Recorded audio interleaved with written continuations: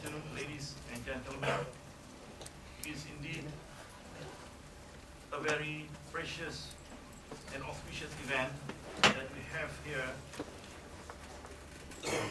Very special guests that can share with us a lot of things which IBS, International Business School, and UTM can benefit from. I was told that it's very difficult to have Datuk Sri Harudin Abdul Rahman, Director General of the Department of Civil Aviation, to be in the university. And we are very, very fortunate to have this opportunity with us.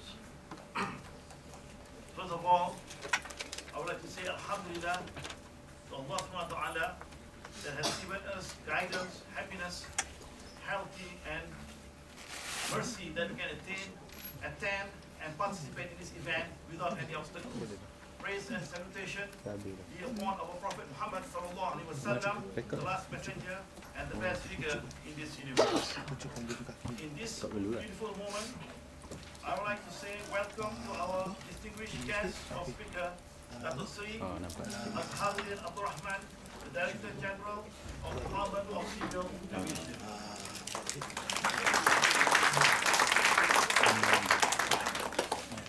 We also like to have the presence of Mr. Azmir Zain, on the side, the Chief Operating Officer of Malaysian Aviation Commission. We also have here Mr. Mohsen bin Sri Abdul Aziz, the Associate Director of Malaysian Investment, specializing in aviation. And the moderator we have here, the adjunct lecturer from the University of Technology of Malaysia, Captain Kanan Perumal.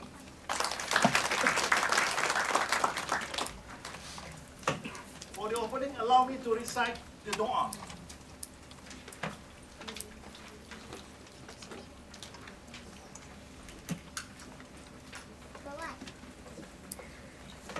Bismillahirrahmanirrahim. Alhamdulillahi Rabbil Alameen.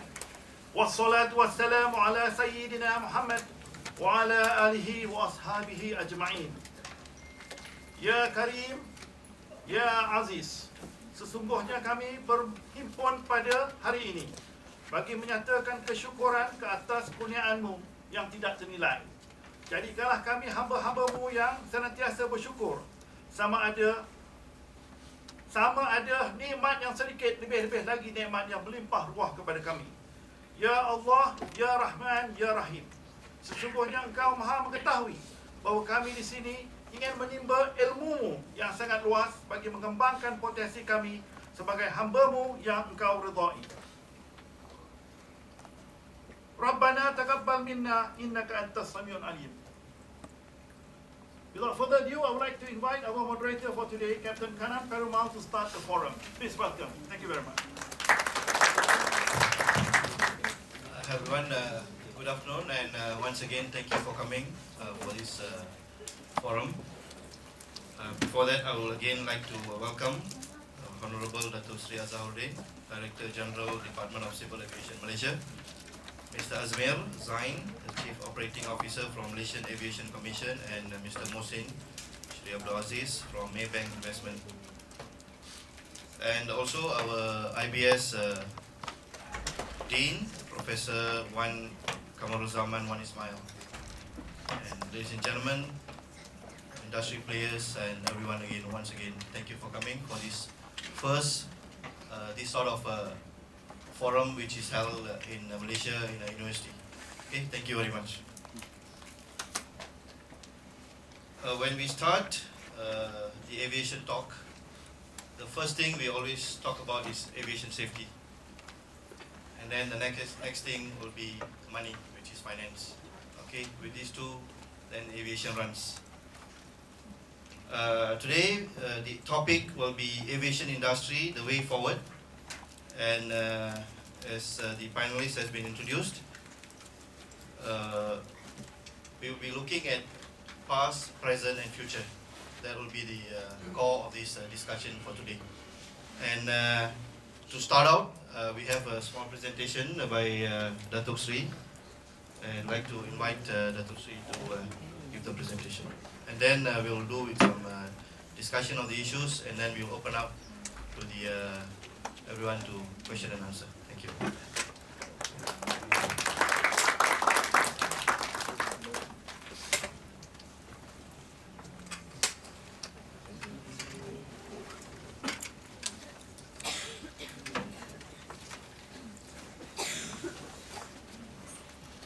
Thank you, Captain, Moderator for the day. Tuan-tuan dan puan-puan yang saya hormati sekalian, Assalamualaikum warahmatullahi wabarakatuh. Saya dulu syukur Alhamdulillah kerana dengan lepas kurnianya kita dapat bersama pada hari ini untuk menjayakan apa yang dikidamkan oleh UTM. When UTM contacted me for this particular session, I say that yes, we could do it. I think we got to get the right people, and I mentioned the name of Mr. Musin and Mr. Azmi, and thank you very much for answering their call. I did not call them because I just want to surprise them to say that you have to be here. We are together here. We didn't even talk about what we will talk today because we want it to be from us rather than we rehearse it because we like it to be informative. At the same time, we like to be two-way. We gave whatever we could, and we also expect that some comment from all of you, some of you, and also ask us questions. So if I cannot answer the question, maybe I pass it to Musin to answer for me. Anyway, aviation industry is very dynamic. As you know that when we look forward, as mentioned by the moderator, we have to sit back, look what's happening before this and what's happening now, and then we move forward. But at the same time, we in Malaysia, we just cannot look at what we do in Malaysia. We have to look at aviation globally because it's a global industry. That is something that I always mention that even to my officers, to people come to my office, is that this is something like look at the airlines. You know, you just cannot survive being in Malaysia or in this region. Asia, for example, Malaysia Airlines, although going through the restructuring process, but they're looking at the world. Malindo, they start off with flying in the country, but now they're going regionally. And with the open skies policy in ASEAN, you can see that very dynamic among this. But you know, aviation also have up and down, very cyclic, depending on the economic situation, which I think Musin is a man to ask for in this. So my presentation is a bit of introduction, global aviation, and then we look at Malaysia. Where are we? And of course, I have to talk about DCA. I have to talk about regulator. Why are we here? And what is our role? I think you all know our role. And our role for the industry not only to be sustainable, but able to forge and move forward as what they would like it. We just cannot sit back and look at the sky. Fly. We have to do something. We have to be as dynamic as the industry itself. So, aviation infrastructure is a shared responsibility. It's a critically important this responsibility shared because the airlines want to fly, and they want to fly from A to B, and they have to fly in a very efficient aircraft. Safe aircraft, but who provide this infrastructure? You know, the manufacturer aircraft which is safe, have the range, have the capacity for airlines to use it. But at the same time, the airlines also have to consider the cost of flying. So they also want to fly to a destination that does not force them to stay on ground more than what is expected, to be in the air longer than what they want. So it is the airlines, the the regulatory body, the air navigation service provider, all play a very, very important role in the aviation industry. The government responsibility is to coordinate planning and long-term investment. Airports have to be have to grow for the expansion of the airline. KLIA, and we have KLIA 2. When we put the KLIA 2 in the drawing board, we talk about how big the airport should be. So there's a debate about 10 million, 50 million. You know, the LCCT, we originally designed for 7 million, then go 50 million. Itu pun tak cukup. I mean, sorry, itu pun is not enough. So we have to increase and increase. So we said, okay, we will build an airport 45 million. Then talk about runway. Should we have 3 runway? Should we have only 2 runway? What is our capacity? So if we have 3 runway, how long it should be? So we decided, okay, 3rd runway able to accommodate the biggest aircraft, commercial aircraft, A380. So and a lot of criticism on the government why we spend so much. But now there's no more congestion in the air for people who fly into KLIA, and I will go into KLIA later on in my slide. We must keep pace. That's what I'm talking about. Keep pace with rapid traffic growth. Air traffic management is very important. Years ago, airlines, they want the aircraft not to be on ground because aircraft must make money, so they fly. They have to fly. They don't want to be on ground. Now, not only they don't want to be on ground, when they fly, they want to fly as soon as possible and to land as soon as possible. So we have to have air traffic management that able to be efficient and seamless flying and also safe. That is the three words that we always use. Seamless flying, seamless, efficient, and safe. And that is our role. Now the air navigation service is under the responsibility of the Department of Civil Aviation. So there you are. You have to focus on the whole system, not only navigation services, the airports, to be very efficient. If not, people will not go. London Airport, London Heathrow, if you look at it, it's very, very efficient. You look at Gatwick, 1 runway, they can do 80 movement per hour. The highest capacity of any airport on a single runway. And they have problems because to build another runway, they have environment issues and a lot of people complain. So we are blessed having a good airport, sizable airport, and we can grow and grow. In fact, we're already on the drawing board to have 4-5 runway in KLIA. Of course, time is not there yet for us to invest on such a runway. Singapore is doing 3rd runway. Hong Kong, thinking of 3rd runway, very expensive. Bangkok is thinking about 3rd runway as well. Jakarta, very congested airport.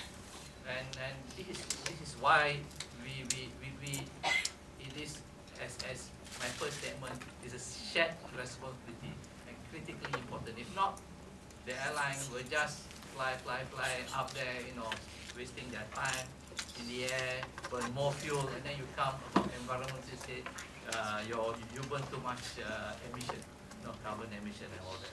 So we have to have it. Air travel, as you know, delivers global mobility. People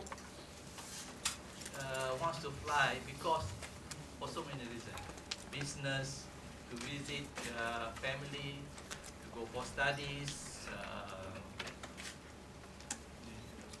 lots and lots of things. For holidays, then you have carrying cargo, perishable cargo, newspaper, magazine. You have delivering of flowers from Africa to London during the height of the volcanic ash in Iceland. One of the most affected industry is the flower growing industry growers industry of Africa. They cannot send flowers daily to Europe because no flights. So it is no more a luxury in the airline. Sometimes it's a need. And ASEAN region, you look at it, it's unlike Europe. Europe, to travel from London to Paris or to Frankfurt, you can go by train, by road, easy, within hours. But ASEAN, Jakarta to Bangkok, there's no road, there's water, so the only way is aircraft flying. Bangkok to Manila or KL to Manila. So ASEAN itself is the need for aviation. It's no more a need. It's a requirement. It's a requirement for that, the mobility that requires by the ASEAN community. Throughout the world, over 3.6 billion passengers in a year. I'll show you another statistic. When we look future, the amount is astounding. 10 million passengers travel every day by flight. Just mean 10 million. 1/3 of our population. Malaysia, passengers throughput into airports now touches 100,000 passengers per day already. And then it carries 35% of the value of global trade. How important it is. And all these trade are very important community. So it gives, as I mentioned, wider social and economic benefits, this aviation. So, of course, the moderator talked about safety with an outstanding safety record. In the year 2014, yes, we have the two big tragic accidents that involved Malaysia Airlines, MH370, MH17. I'm glad I'm not going to talk about MH370 although we have that two accidents, but still at that year is one of the safest year for aviation, because people flying, you have thousands of aircraft flying, you have millions of aircraft flying. Death on the road in Malaysia is 18 deaths per day. 18 per day, Throughout the world, it's millions per day. So again, the growth, we are committed. That's why we are developing airports, and airlines is crying every day. We must have good airports. We must have good infrastructure. We must have good air traffic management system. In the most recent aviation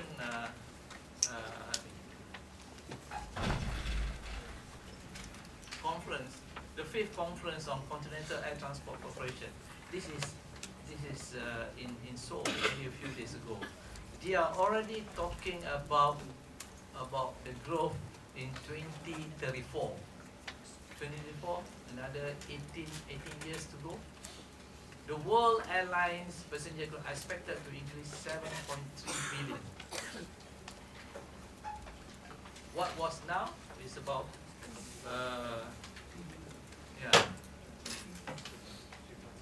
3.6 billion. Already, they are talking about 2034. I think no wonder we're getting old very fast. We're already talking about 2034. So we have to be prepared. If we are not prepared, if we're not prepared in the not only on the infrastructure, if we are not prepared to have the people to run aviation, if we do not have the personnel, skilled technical personnel is one part, the management part is another part, the analysis, all that, if we don't have that kind of people by 2024, we'll be left behind. So you are the people that we look after, we look to take up and to spearhead what Malaysia wants to be a nation that propel itself to be one of the advanced country in aviation. We have done so, but lately we are a bit down. But I'm sure we should be able to gain that momentum with the right approach, the right people, and the right airlines in the industry. This is interesting. I'm sure some of you have looked at it. If you look at it, doesn't work. There.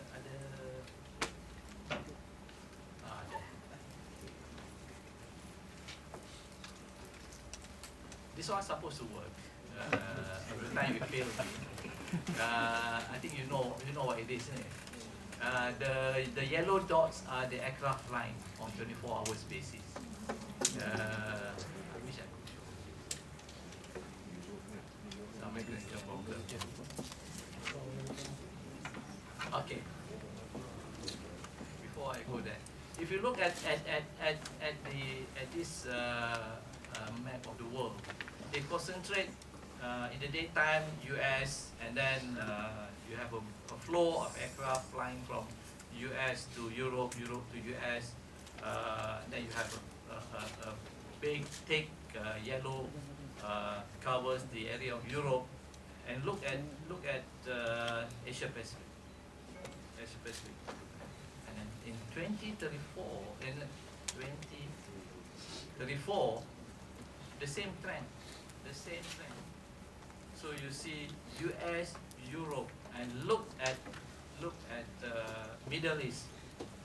Middle East becoming a major hub, and look at Asia Pacific. So it doesn't change. So with all this aircraft line, you create what we call mega cities. You have now mega cities. City pairs, they call it, flying. 47 mega cities now.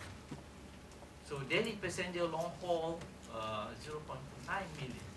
So you got 90% plus of long haul traffic on routes between city to city. And one of the highest city pairs in the world is Kuala Lumpur, Singapore. If you study, do case study, or you do thesis, Singapore KL is one of the favorite city pairs applied. Of course, 22% of the world GDP in 2014. Fast forward, 2034. If you look at that, the same mega city, but it's growing now. Growing. 91 now. Aviation mega cities. 2.3 million daily passengers long haul traffic between cities. And then instead of 95% now. And now 2034, it will create 35% of the world GDP. So aviation is the impetus, catalyst for all the growth. You can see that. And you see Asia Pacific, a lot of mega city coming out. So these are you can call it is the effect of the aviation, but aviation also is demands by these cities to be very efficient, to very be seamless travel. If the flight keep on delay, and then every flight, every sector there's an accident,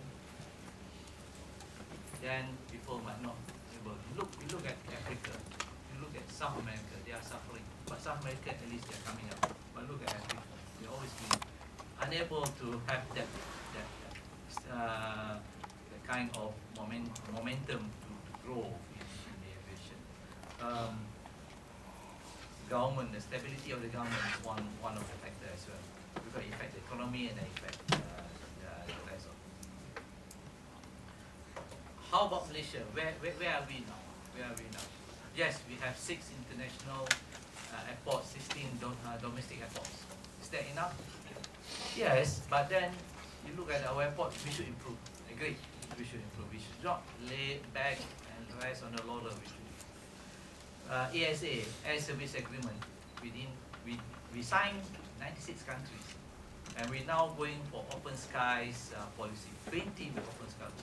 83 foreign airlines promised to fly. I said promised to fly to Malaysia, but some of them didn't fly because like Qantas, although we have agreement with Australia, they don't fly. We have agreement with France, We fly to Paris, Air France flew to KL, and then they stopped recently. I cannot tell you why. Must be commercial. So, rank in the world for freight tonnage travel, we are 28, and 23rd in the world for business airport by passenger traffic.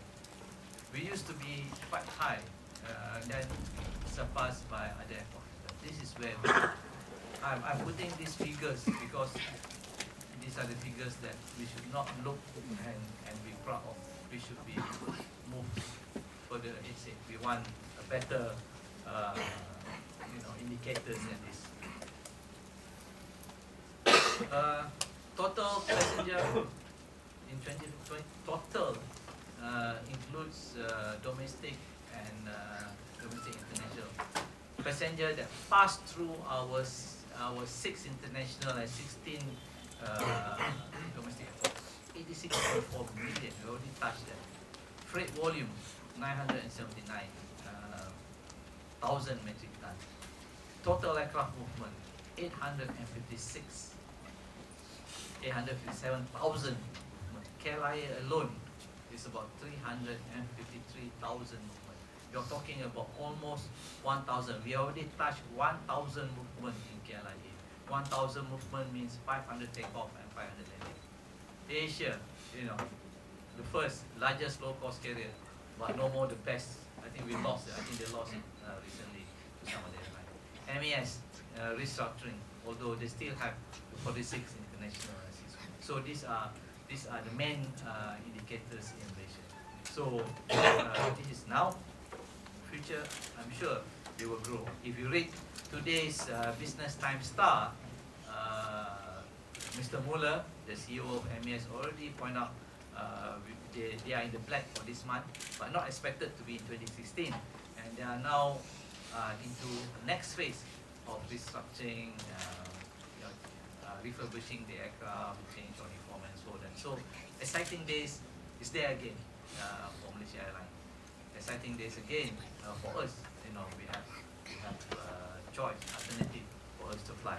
But these airlines have competition, stiff competition now from the mega carriers, the Emirates, the Etihads, the Oman, not Oman, Qatar Airways. Not talking about Singapore Airlines, Japan Airlines, all these airlines are also going for the same passenger traffic flow. So one has to be good, one has to be efficient, one has to be safe to be in this business. So as a regulator, also we have to play our part. The airport capacity of KLIA now 100 million. We are a member of ICAO Council. We had to go for the process of election. This year we're going for election again. Inshallah, we'll be there again. For us to be there, very important. There's the highest policy making body in the world in aviation. Because when we had MH370, MH17 incident, the minister and myself went to the council, present our case that something has to be done. The global tracking, flyover conflict zone, that is being taken up by ICAO and now becoming a law for such flight. So every aircraft has to be tracked, flying over conflict zone have to be made known, to be safe on flying over conflict zone. And this is our full member is Train Air Plus. Is our MAWA, Malaysian Aviation Academy. So we have to be there, fully accredited by ICAO, International Civil Aviation Organization, and only last week we been accorded with full member. So we are there together with the rest of the prestigious aviation academy. And I was informed that MAWA will be collaborating with UTM for number of courses. So I hope, inshallah, you'll be successful. DCA, we cannot just sit back. we have to the government have approved us, the cabinet have approved us to become an authority. Why we want to become authority? We want to have autonomous body, separate remuneration scheme, so that we have the power of hire and fire, and we the revenue is based on fees and charges. We want to increase fees and charges from the industry. I got to explain it to media and to the airline, but we need the money because we have to be at par with the rest of the world. Because in aviation, if you Google this, there is a initiative by IQ. They call it ASBU, Aviation Safety Block Upgrades. So every country, every state must have that block upgrade, block 0, 1, 2, 3. Then to have that, we got to have money. To have that, we need the correct infrastructure. We need the correct people to run the authority. So that's the reason why we are increasing our fees and charges. We have not been increasing for the last 40 years. New center, this is enable us to be more efficient. This new center project already started. You are the first public to see artist impression of the center. Is at in front of the open car park KLIA. We place the current center in Subang, which is very old, since 1974, and it will be the state of the art and so forth. So we design that in such a way that it looks like a kite from the sky. Why we want to have a new center? Because the old center already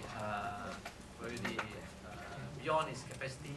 Right now, even with the existing center is in operation in KLIA, we have three runways. We are able to do two takeoff and landing on any of the two runways simultaneously, and we are able to do 78 movement per hour. 78 movement, so about 39 takeoff, 39 landing. That also the airlines are trying. We want more. So with the new center operational 2018, 2019, inshallah, we will be there, and this is what our target. 108 movement per hour, 3 takeoff landing, 3 takeoff simultaneously, 3 landing simultaneously. Only 2 airports in Asia able to do this: Pudong, Shanghai, Capital Airport, Beijing, and we will be the next. So even 3 runway system in Asia Pacific, only Pudong and Shanghai. So we are one of them. Also, establishment of Aviation Commission. I leave it to Jasmine to explain to that. But Malaysia also have looked. We need to have independent body to do investigation. Now we have independent body for aviation called Air Accident Investigation Board under MOT, report direct to the minister. But the government have approved the Malaysian Transport Safety Board to carry out investigation in every mode of transport. Rather than aviation, this is something that we will move forward. So we are moving forward in tandem with the airline industry to have a good infrastructure so that the airlines can fly more flight, because our airspace is the same. We just cannot add more airspace. What we can do is to add layers, tiers, more aircraft flying in the same airspace. But to do that, we need not only people, we need equipment, we need the system. That's what we are doing. Inshallah, we are there. So that's all my presentation this time. Thank you very much for your indulgence. Assalamualaikum.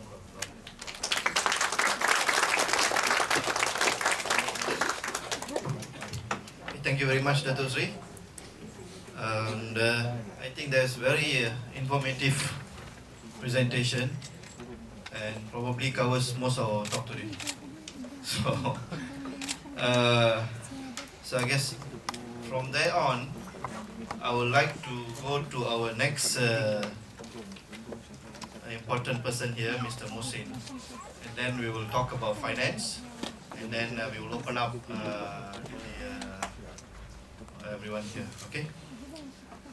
we Dr. Sri talked a little bit about the Aviation Commission. Can I ask a question from Mr. Mohsin to talk a little bit of this Aviation Commission, why it came about? Mr. Azmir, I'm sorry. A little bit of a history, the current condition, and the way forward to cover the aviation industry in Malaysia. Thank you, Captain. Assalamualaikum. Good afternoon, everyone. Just to give a bit of an introduction of myself. So I had recently joined this newly set up Malaysian Aviation Commission just last month, actually. So this commission was established on 1st of March 2016, just a little over 2 months ago. And the work that started, the work that went into the organization and the establishment of the commission actually started back in middle of 2014. Now, how it came about was that I think as long as I have followed this industry, and I've only followed the industry maybe since 2010. As long as I've been following the aviation, the idea of setting up an economic regulator in Malaysia has always been mooted. And the reason is that if you were to look at the issues currently existing in Malaysia today with regard to the aviation industry, is primarily economic and commercial in nature. So if you see our principal aviation players in Malaysia, and that would be Malaysia Airlines, AirAsia, Malindo, Malaysia Airports, they're all undergoing some form of transformation or another. So if you look at, say, Malaysia Airlines, their turnaround effort is well documented. AirAsia in 2014 had recorded financial results which they were probably not terribly happy with, and they themselves are taking efforts to turn around their group. Malaysia Airports, despite being almost an effective monopoly in Malaysia in the airport space, they themselves, I believe, are looking to do much better than what they are today. Now, the reasons for why perhaps they're all not terribly happy with their performance, there are multiple reasons for this, of course, and I think Dato' Azhar had mentioned several factors. But one definite reason is because of the economics of this industry. Now, Malaysia, as you know, is sandwiched between, I mean, just to give a little bit of an illustration here. Now, Malaysia is sandwiched between Thailand and Singapore, and therefore they do compete for air travel traffic with these two countries and also other countries within the ASEAN region. And by virtue of Thailand being a bona fide tourist destination, and also by virtue of Singapore being a very strong commercial hub in ASEAN, that leaves Kuala Lumpur with some very strong competitors that is up against. And also because, and if you talk to some people in Singapore and Hong Kong, where and SQ and Cathay are probably the two most consistently performing airlines in Asia from a financial perspective. Correct me if I'm wrong, I would say. But if you talk to some people in Hong Kong and Singapore, they reckon that the principal reason behind that is because both Hong Kong and Singapore are bona fide commercial hubs, and therefore they have greater numbers of air travelers, and therefore they have greater numbers of business class travelers. And because they have a greater number of business class travelers, their ability to generate higher revenues and higher yields would be greater as compared to someone like Malaysia, who does not have as many high yielding air travelers. And because of that, so that renders the Malaysian aviation space here inherently difficult. The level of demand is probably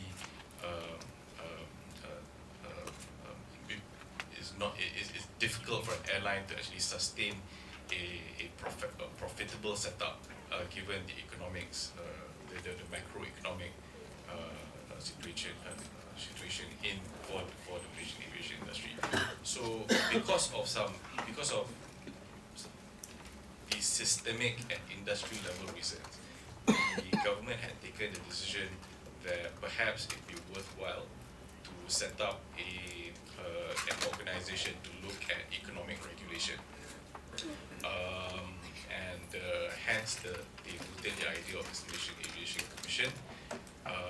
That was talked about, like I mentioned, for a long while now, but it was only the decision to only set it up was only in 2014. I guess the straw that broke the camel's back, so to speak, in 2014, MAS, I think, announced one of their worst financial results in their history. I think they announced losses of something like 1.2 billion ringgit. Then MH370 happened, MH17, and then of course MAHB had all those troubles with regard to the development of KLIA2, and then the spat between AirAsia and MAHB are of course very public and very well documented. And so all of those factors in 2014 essentially persuaded the government, I guess, to then seriously embark on setting this up. So I think in September 2014, I believe, the government had set up a steering committee, which was chaired by Tan Sri Noor and represented by several other members of the government. And their task was their mandate was basically to define the scope of this aviation commission and essentially set it up. And they were able to draft an Malaysian Aviation Commission Act, and that was passed in Parliament April of last year.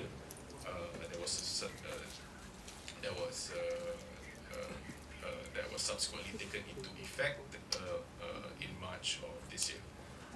So that's basically the background of how the Aviation Commission, in a nutshell, was set up. Yeah, thank you very much. If you all have any further questions, please write it down, and then when we open up, we will get the audience to ask questions. So the next question will be for Mr. Mohsin.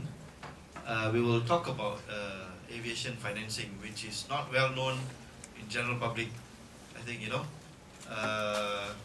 So because aviation also contributes a lot for our country's GDP, there's about, I think there's a statistics in 2016 report by IHS, it's about 1.5% of our GDP. So, Mohsin, can you elaborate a little bit on the aviation sector financing? Not only on the airline, probably the other industries also. Yeah, thank you. Sorry, Assalamualaikum and good afternoon to everyone.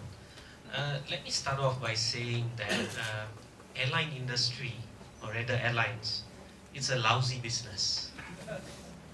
More airlines make losses than they do profits.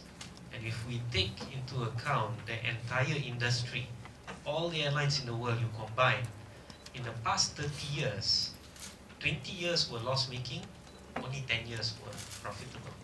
So if you want to make a business out of airline, my suggestion is pick something easier. I would more than happy give that advice to Rayani Air, but they never came to me. But that's the reality. That's the reality. It's a tough industry. It's ever more getting to be a commodity. If this seat is 5 ringgit cheaper, all of you will go there. If that cheap is 1 ringgit 10 cent cheaper, you also go there. All this talk about brand loyalty, best nasi lemak udang, that's conversation. When it comes to money and cent, people's decision is always based on cost and efficiency. And of all the airlines that survive right now, they have that attributes. They are cost efficient, they are efficient, not necessarily popular, because I'll give you the airline that is the most profitable in the world is actually Delta out of US, which is also the most hated airline in the world. So that's the reality. Being nice, popular as airline in the world, you can blagak lah, but in reality it means not much. So I just want to put into context, how does all this gel into Malaysia? Now Malaysia, I have to say lah, it has gone through 3 distinct eras. Let's talk about the 1990s, year 2000, and now the new millennial, right? In the 1990s, air traffic growth in Malaysia was about 4% a year. That's the average. Back then, we only had one airline, Malaysia Airlines. Very profitable. They made money all the time.